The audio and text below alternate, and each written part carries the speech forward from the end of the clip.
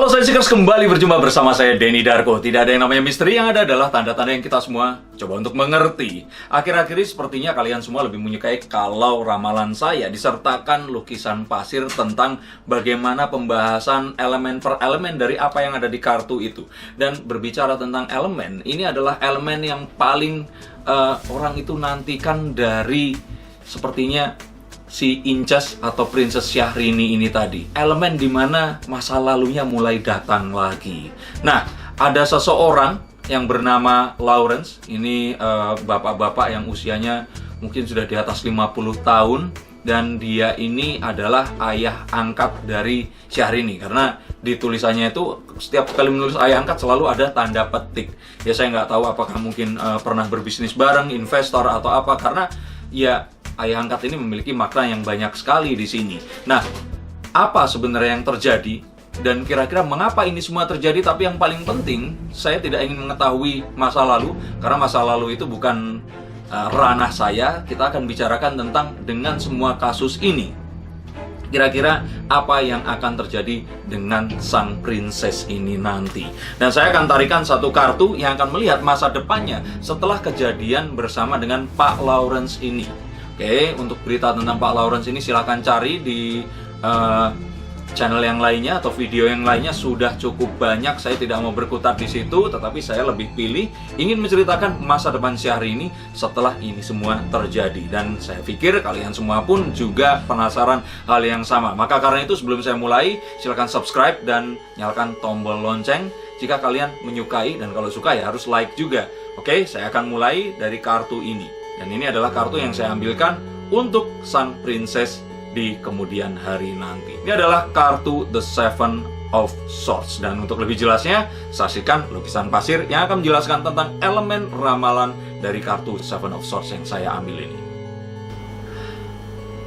Tampak di kejauhan ada sebuah landscape yang landai. Nah, landscape landai dengan tanpa ada rerumputan, tanpa ada satu bangunan apapun di situ, tanpa ada sesuatu apapun, biasanya adalah pertanda satu dataran tempat terjadinya sebuah peperangan. Dan saya lihat di sini memang betul area ini adalah area yang biasa dipergunakan sebagai peperangan. Tampak gunung menjulang di belakangnya dan ada asap-asap yang tampak mengepul dari sebuah sisa peperangan yang baru saja terjadi. Tidak jauh dari pelataran atau dataran tadi, ada beberapa kemah. Nah, biasanya kalau kemah ini terjadi, berarti ada perjalanan yang dilakukan oleh sebagian besar orang atau populasi massa yang besar. Nah, biasanya ini adalah pasukan yang berjalan dari satu tempat mereka bermukim atau satu kerajaan menuju satu tempat di mana diadakan peperangan, dan mereka biasanya bermukim di situ hingga berminggu-minggu, berbulan-bulan, atau bahkan bertahun-tahun hingga peperangan ini selesai. Dan tampak ada panji-panji pasukan yang ada di setiap tenda yang tampak di atas pelataran itu tadi. Tidak jauh daripada itu ada dua buah pedang yang menancap. Dan menancapnya ini ada dekat dengan tempat kita berada sekarang. Ada sebuah jalanan yang sepi sekali, dan ini dengan warna yang menunjukkan kekuningan, artinya ini menuju tengah malam.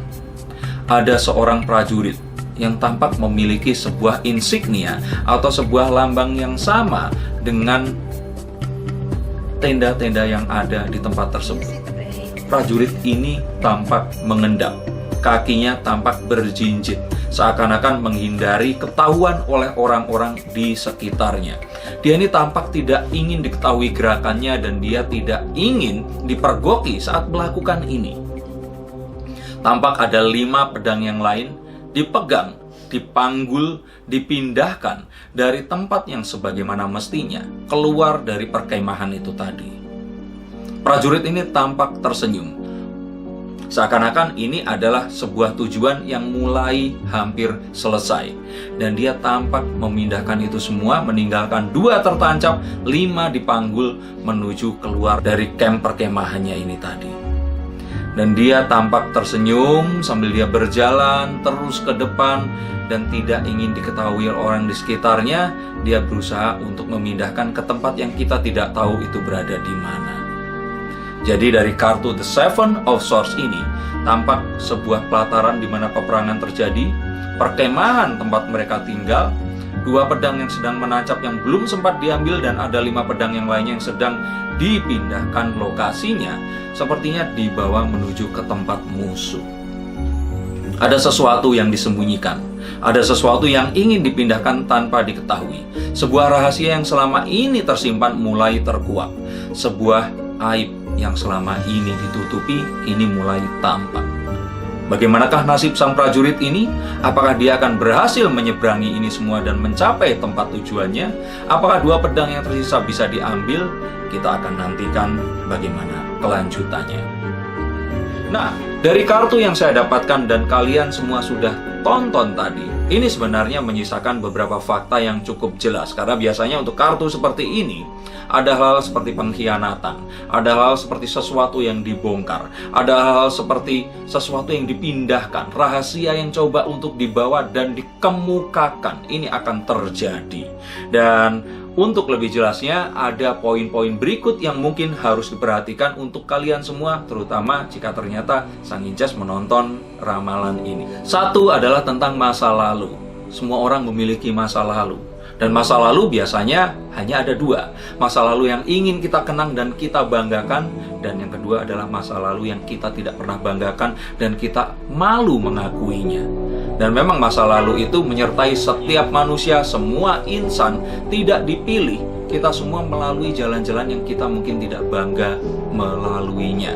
Dan ini semua mungkin akan tetap ada di tempat itu, atau tiba-tiba ada yang membawa ke masa kini dan mencoba untuk membuat kita harus dealing with it. Dan jika ini memang terjadi, kemudian yang akan dilakukan adalah poin yang kedua. Artinya ada konsekuensi yang harus kita selesaikan.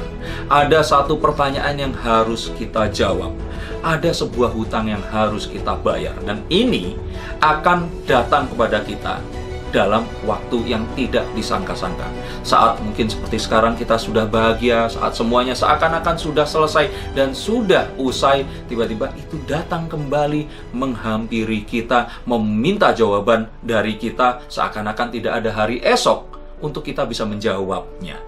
Dan ini kemudian menuju ke poin yang ketiga. Poin yang ketiga adalah kita memiliki 2 pilihan. Menjawab hal tersebut, going to deal with it, atau kalau tidak, didiamkan saja. Dan sepertinya ini semua akan lebih memilih untuk mendiamkan saja.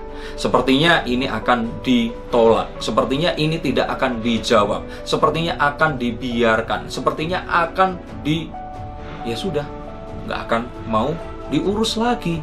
Karena mungkin ada pikiran bahwa jika ini semua coba untuk dikuak kembali, akan membahayakan posisi yang sekarang. Dan ini semua tentu saja kita semua jika dalam posisi tersebut, kita juga tidak akan mau melakukan hal ini. Tetapi pertanyaan berikutnya adalah, apakah hal tersebut akan mengganggu selama-lamanya atau tidak?